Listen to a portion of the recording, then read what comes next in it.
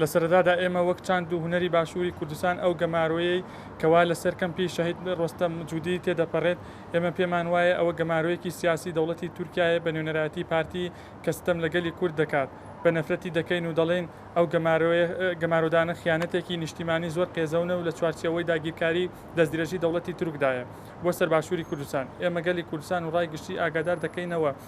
کەوا ئەم گەمارۆیە بۆتە هۆی تێکدانی ژیانی ئاسایی لە نێو کەمپەکە بە جۆرێک بۆتە هۆی لە دەستدانی دوو منداڵ بەهۆی نەگەشتیان بە نەخۆشخانە و ئاستەنگی بۆ خوێندکاران دروست کراوە بۆ خوێندنیان لە دەروی کەمپەکە چەندین کرێکار بێکار و چەندین ڕەوشی خراپی کە ڕووی لەو کەمپە کردووە و تا ئێستاش بەردەوامە.